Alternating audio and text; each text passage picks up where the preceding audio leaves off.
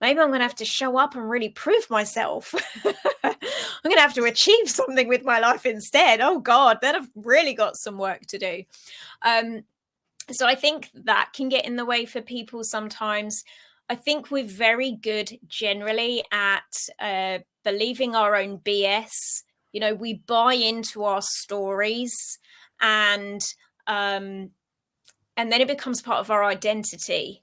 So if we let go of that problem, then it really raises the question of,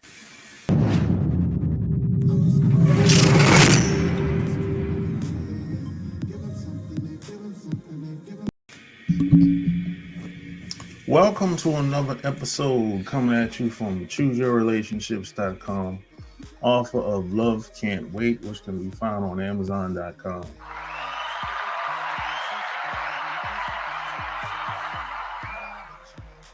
So today I have another special guest, but before I get into that, share this episode, and any question that you have, send it to my website. If you go to my website, ChooseYourRelationships.com, and click on the contact tab, and you can send any question that you might have, anything you want me to do to help you out. That's probably the easiest way for you to contact me over there. You know. With that being said, my special guest today is Gemma Bailey. She's a director of people building, a personal and a professional development company specialized in NLP training, hypnosis, and coaching. She's the creator and franchisor of NLP for Kids, a company that teaches practitioners how to help children, families, schools with mild to moderate mental health issues. She owns a high street therapy company called Hypnotherapy and NLP Clinic. She's an international speaker, author, YouTuber, director for a nonprofit organization called Superheroes. Welcome to the show. Thank you so much for having me. It's a pleasure to be here today. Yeah, so thanks for taking the time to do this again. So where are you from? I am from, if you can't tell from the accent, I'm from Hertfordshire, which is just north of London in the United Kingdom. So I'm in England. Okay. So how did you get in your line of work? Because I highly doubt that you always wanted to get into NLP. That wasn't the plan. Yeah, so I have a background in working with children and young people, which is why I also have another company which relates to working with children and young people, which is NLP for Kids. So yeah, I was working in private daycare, nannying, working in private day nurseries. And actually I was unwell. I had appendicitis and I was signed off for a month. And during my month of being at home, wondering, okay, do I really want to go back to this job for the next 40 years of my working life? I realized that I didn't.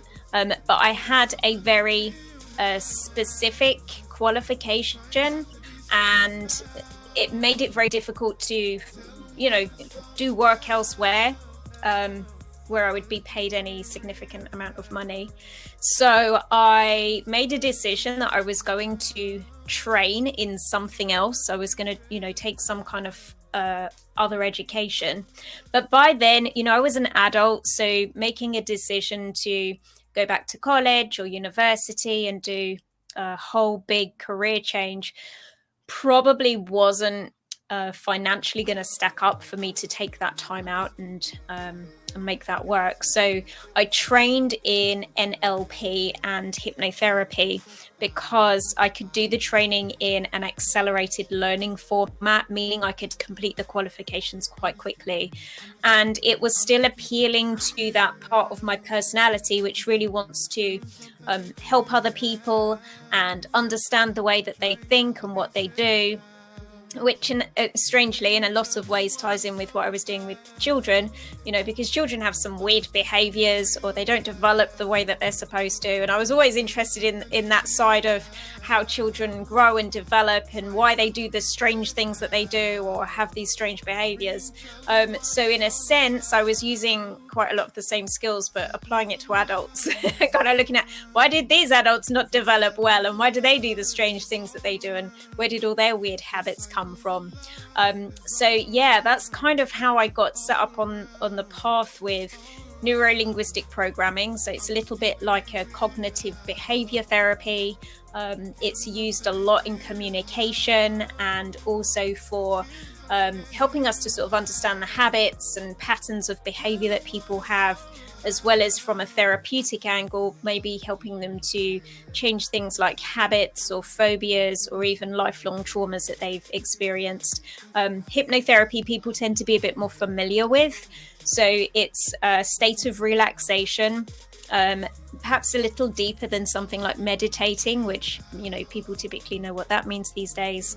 And when you're in hypnosis, it's much easier for your mind to accept suggestions about things that you might want to start doing, stop doing, or things that you want to change and improve about yourself. So alongside the training in NLP, I also took a diploma in hypnotherapy.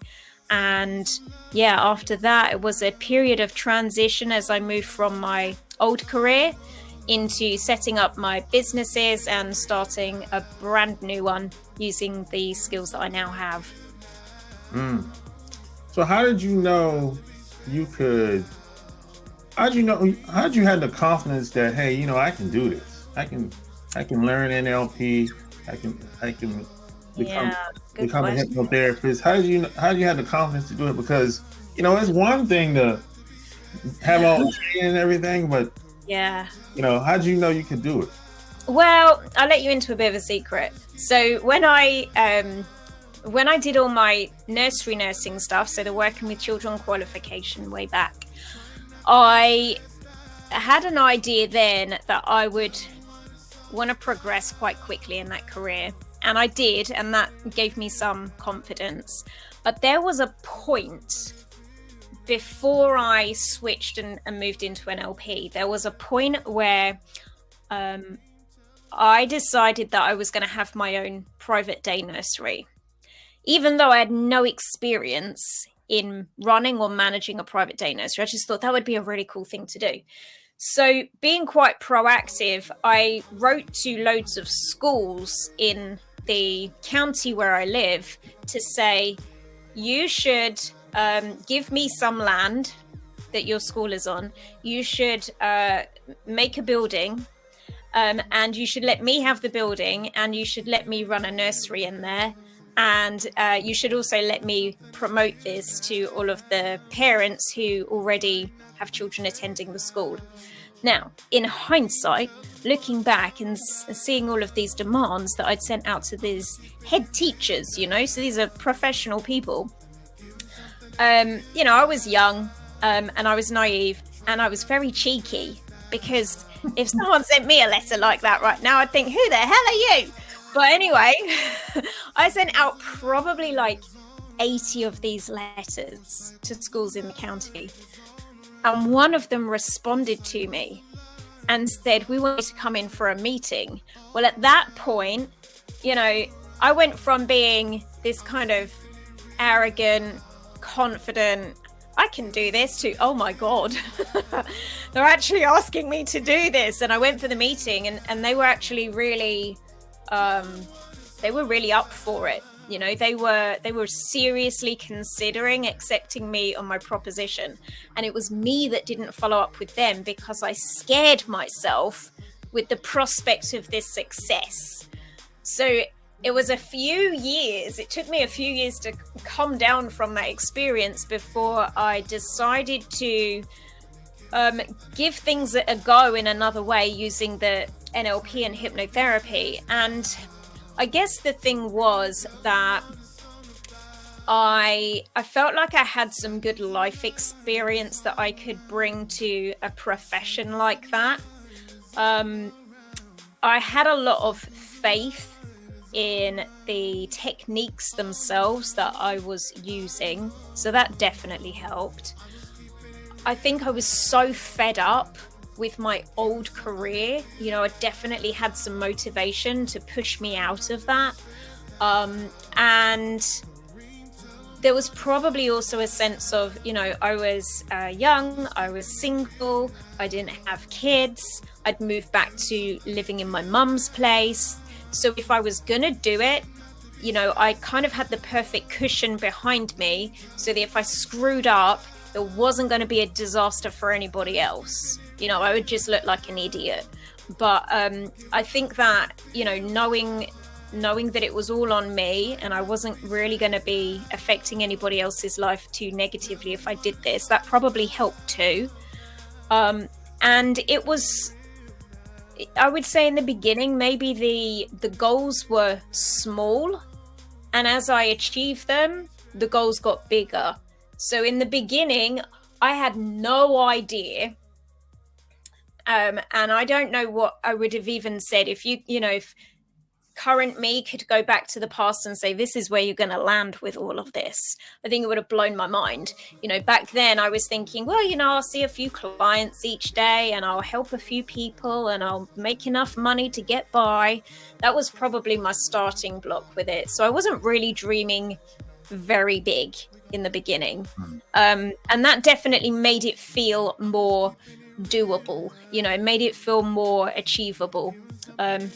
But obviously I achieved it, and then it was kind of like a bigger goal, and then I achieved that, and then we went to a bigger goal, and it just, you know, that's how it's grown basically. Gotcha. Yeah. So why do you think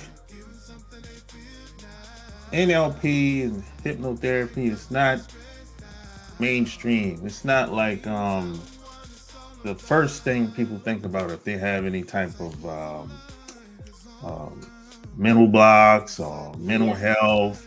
You know, people, I don't even hear people mention NLP, like nowhere. It's not like you go to the doctor's office, you know, they just want to give you a pill. You what? Yeah. So I guess there's a few answers, and I think one of the key problems is with NLP itself. So hypnotherapy has got more credibility. Hypnotherapy has been recognized by the British and American medical council since the 1940s because it was used during the war when people needed amputations or surgeries but were on the front line and they couldn't get anesthetics out to them. So hypnotherapy's definitely got a bit more credibility, but it can be a little unreliable in that some people are really good hypnotic subjects and some people aren't.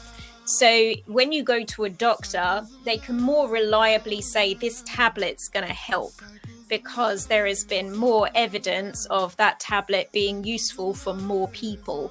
Whereas with hypnotherapy, it's kind of, well, we could try it and see if it works for you. We don't know whether it will or whether it won't. And we won't know until we give it a go. So that's kind of one of the reasons why medicine tends to lean more heavily on physical medicines rather than the psychological strategies at times. With NLP, the biggest problem that NLP has is it really exploded in the self-development world. Like that's really where it took off. And sometimes in the world of self-development, the focus can be more so on making people feel good rather than really helping people to develop long-term strategies that are going to support them. So for example, typically in the self-development world, you might ask people to really focus on positive things that they want in their life and have very positive focus and intentions. And that's great, but it's not always appropriate. And it doesn't always work. You know, sometimes people need to get motivated by negative stuff, or they just need to be way more realistic. You know, if something tragic has happened to you and I say, look on the bright side, it's really inappropriate because I'm not actually meeting you where you are at that moment in time. Sometimes we have to accept that people are experiencing negative emotions, and be better at dealing with those rather than trying to sweep them under the rug really quickly. The other thing with NLP is, because it's kind of landed in the self-development world where things can get a bit fluffy, is we're not very good at evaluating the work that we do. So it means that collecting data to demonstrate evidence of something being successful is challenging, because as NLPers, we might be inclined to say the client reports that they feel much better, but to not really give any more scientific backing than just saying they feel better. You know, we're not sort of testing and evaluating it in a more constructive way. We're also very good at being flexible in NLP, which means that if we're working with a client and the intervention isn't going the way that we would like it to, or we're not getting the results that we would have wanted, we'll change it. You know, we'll switch it up, we'll do it in a different way, because we work in a flexible format, which is great. But again, it makes it very difficult to evaluate whether or not what you're doing is successful, because you're not following a pattern that remains consistent all of the time. Sometimes you're changing what you're doing, or the order and sequence that you might do the steps, to make sure that you get the best result for the client. And in some ways that's great, because we make sure we get the best result for the client. But then on the other hand, it makes NLP in itself more challenging to define, because that flexibility means that we're not following the script in the way that you might do with some other sorts of modalities.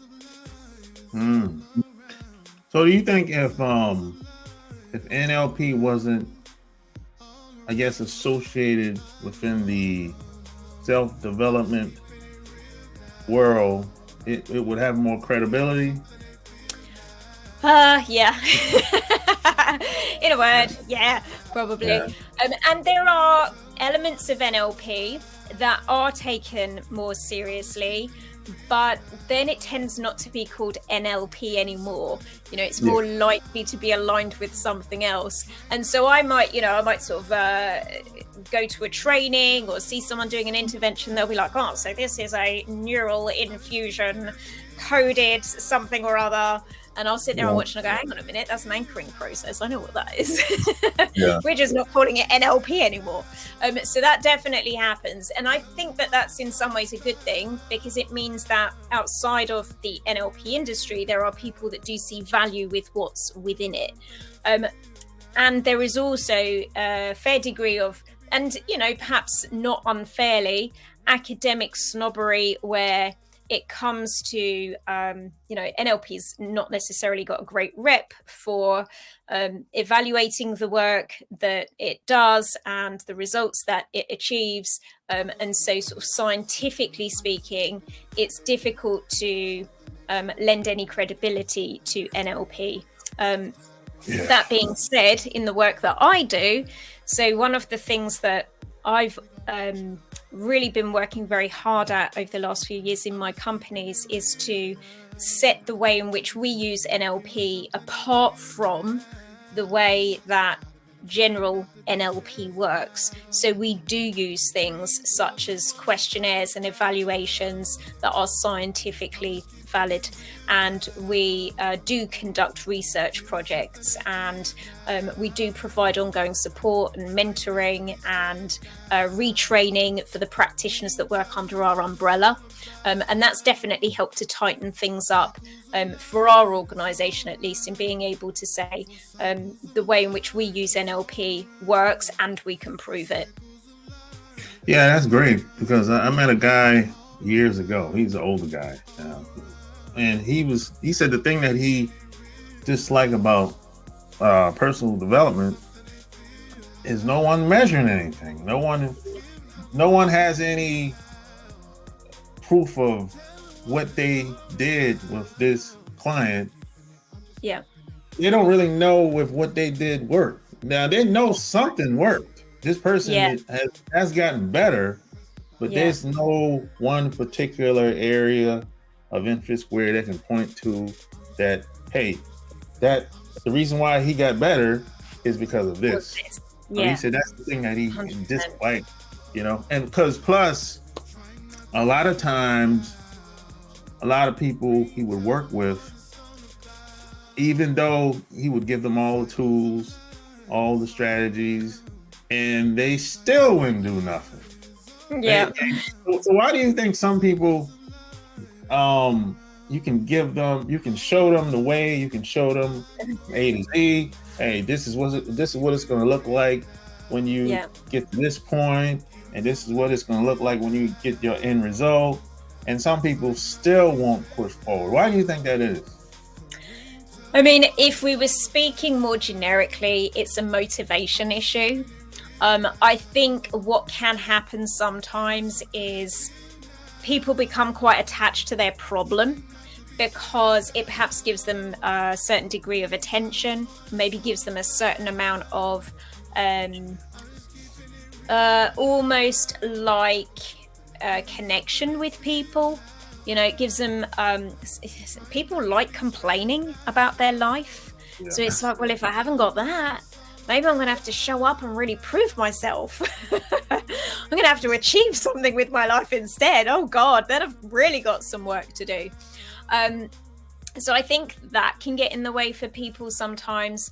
I think we're very good generally at believing our own BS. You know, we buy into our stories, and then it becomes part of our identity.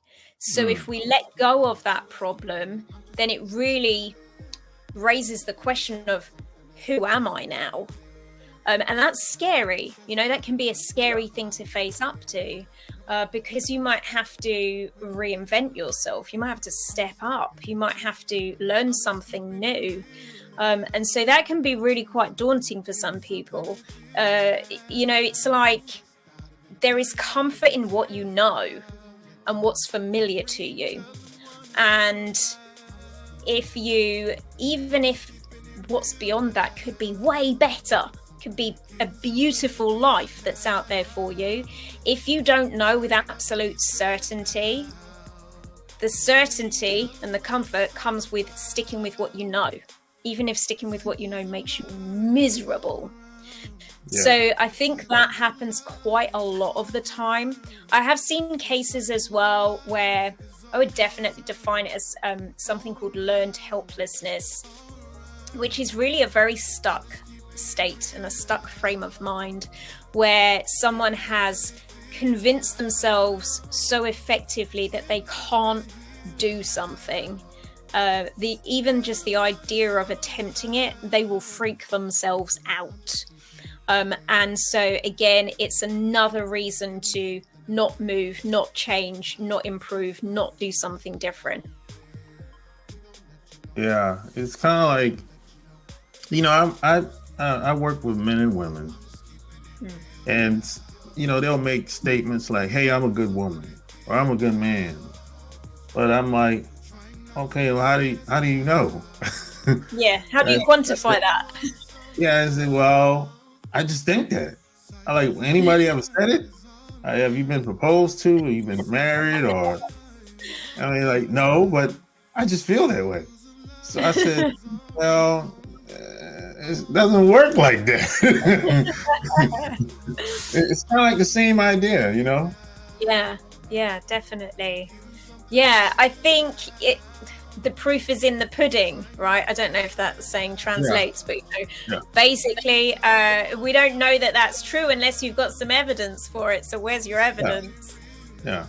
So why do people are prone to anxiety? Why don't people, you know, anxiety, that's like a big topic out here today. It's like, huge.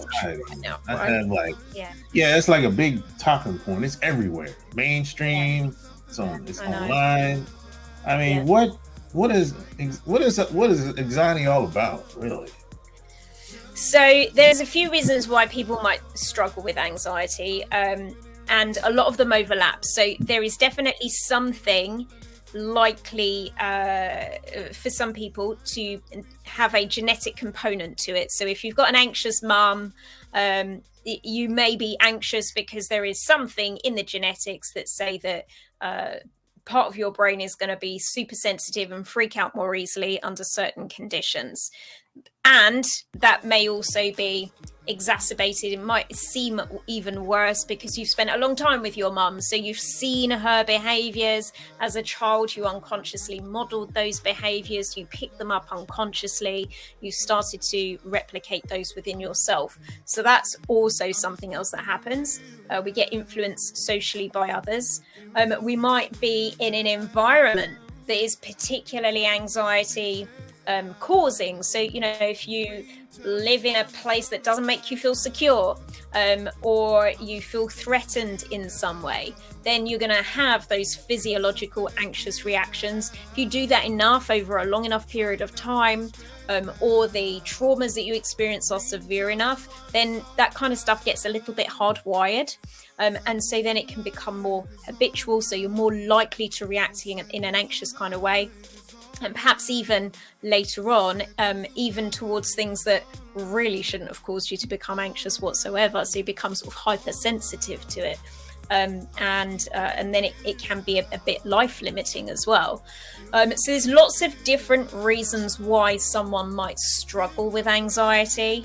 I think from a social perspective right now, there's a few reasons why we are seeing and hearing about anxiety everywhere.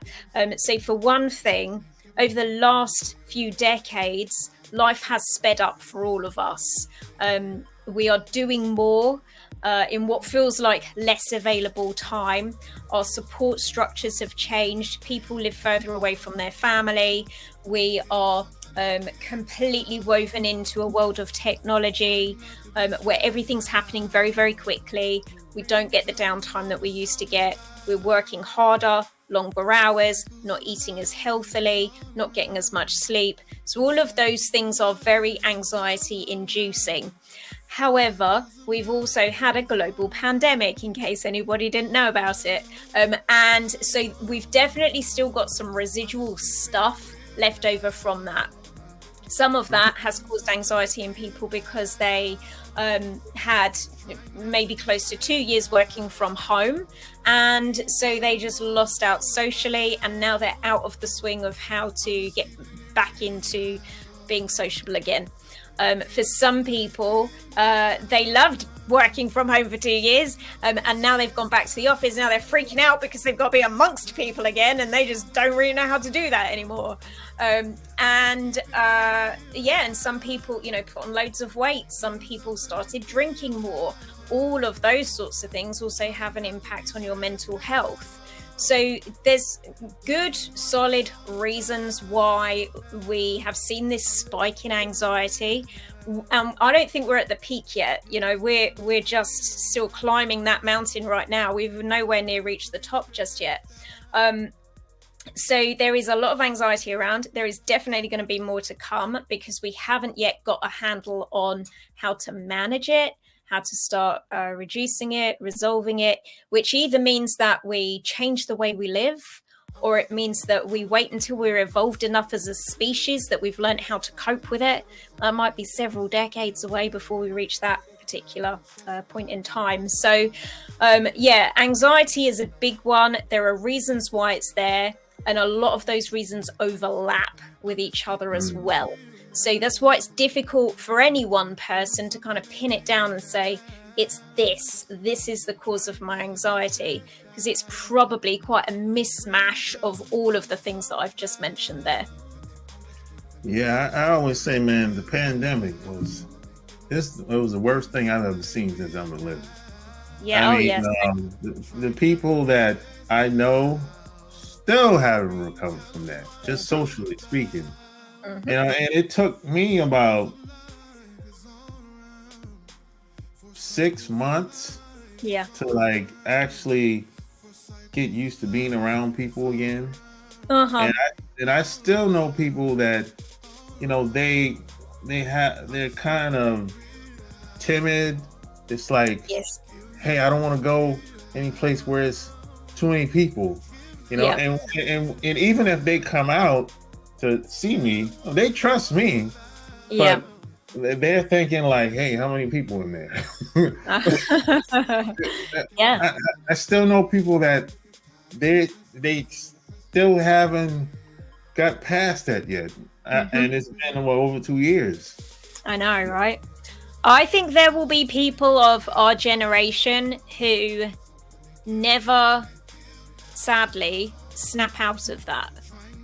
Yeah. Hopefully not that many, but it wouldn't surprise me if, maybe 50 years from now, we're hearing about Mrs. So-and-so who died alone in her house where she hadn't left since the global pandemic in the year 2000. Yeah. That's going to happen. Yeah. So let's talk about your podcast. Yeah. The People Building podcast. How did that come about? So I first started podcasting when podcasting wasn't a thing yet. So iTunes was brand spanking new. You can remember those days, like way back. Oh, yeah. So yeah, I probably had like one of the first podcasts that was available on iTunes, and as a result of that, it was a really good kickstart for my podcast because I was in the top 10 of the alternative health download chart for 5 years. Just stayed there, and it was a really different show back then. It was long. But it had a lot of different elements to it. I would go through something around NLP. I would do a session of hypnosis in there. I had people that would write into me. I would address certain questions, like an agony aunt kind of feature that was in there as well. And it was a big job, and I loved doing it, and I never got paid for it, not really. But it was... it was like a real pleasure to do. And then other aspects of my work started to take over and get busy. And so through People Building, where I publish the podcast, I also have a coaching company. So I work with people one-on-one, and I also teach NLP to a practitioner and master practitioner standard. I teach hypnotherapy, so I have a hypnotherapy diploma. All of this stuff is like mainly available online now. We even run the training live online. So it's super accessible all over the world. That was one positive for me that came out of COVID, is it got me to sort of redesign the training so it's not just in a classroom anymore. And then I also have franchise People Building. So the coaches that we train in NLP, we provide them with ongoing support for like the next 5 years. So all of this kind of stuff was kicking off for me, and I decided to end my podcast. And I didn't do a show for probably 5 years. So I had a big break. And then tell you what kind of got me back into it. There was a social media application which was kind of popular for a while called Periscope, and it was some way affiliated with Twitter. So it was kind of like live video broadcasting, and I kind of liked it. I enjoyed doing it, and I started thinking about my old podcast, and I remember those days. And so I restarted the show, but I did it as a video so that I could upload to YouTube, because YouTube existed by that time. And in the beginning, it was similar to the old show in that I was talking about a specific self-development feature. So it could be something from NLP, or it could be more like, I have anxiety, what should I do? Or it could be how to get more people to agree with you, or anything like that. So just kind of common everyday problems. And I would send out the video on our YouTube channel, as well as to all of the podcasting platforms. And then I guess it would have been last year, I decided to make another change, and I had previously done some interviews with other professionals from the world of self-development, which I'd enjoyed doing. And I'll be honest, I enjoyed it because I got some borrowing benefits. I would always learn something from speaking to them. And I felt like I wanted input from others rather than just always having to come up with ideas like, what am I going to do for the show this week? And so I decided to, again, change the theme of the podcast, which I did last year. And so the current series is called Extraordinary People. And so I speak with people that have been through extraordinary life experiences, lived to tell the tale, and gone on to like ace life and are thriving, in spite of perhaps some very, very challenging circumstances that they've been through. So the very first show I did was with John McLennan, and he was working in a school in South Africa when he was ambushed by 3 guys and they attempted to murder him. And off the back of that, he, that traumatic experience, he had PTSD and had to go through a lot of recovery. So he was the very first one. And then since then, there's just been some like amazing people. So most people will be familiar with the name Toni Braxton, who is a singer. I interviewed her niece, Ashley.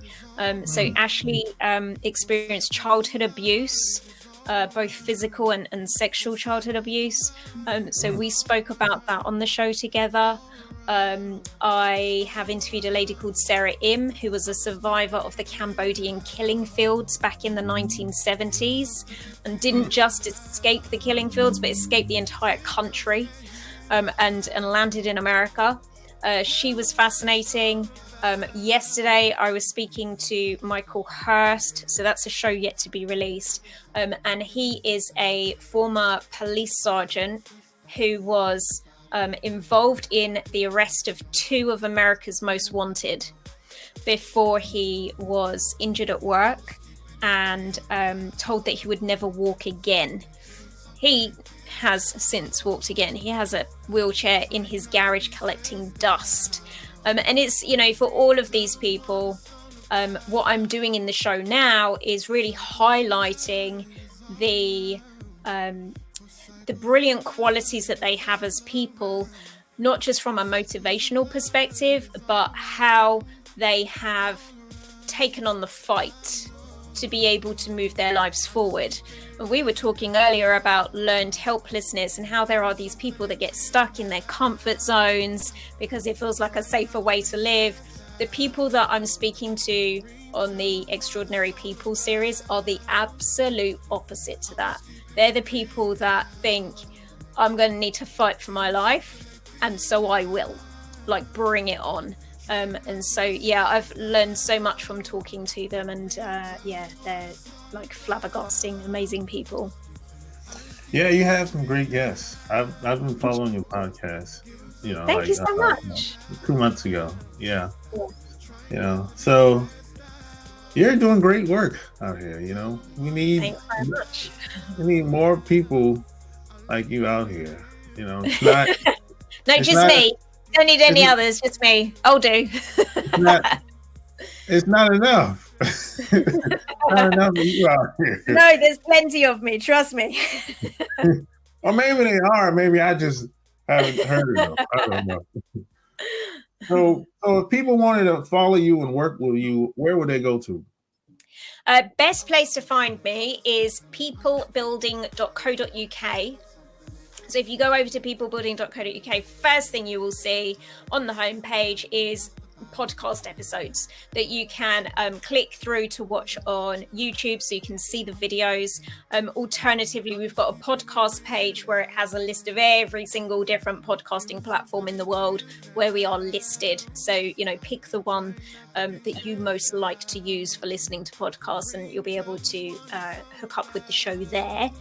You'll also see a tab on the website relating to our franchise. So if you are someone that is interested in NLP training, hypnotherapy training, if you want to be a coach, and maybe that is a coach where you are working with people in a corporate sector, maybe you want to coach people from a therapeutic angle, which is what I typically do. Maybe you want to be a relationship coach. So if you want to help others, as well as getting some personal development for yourself, the NLP practitioner training is definitely the one to look at.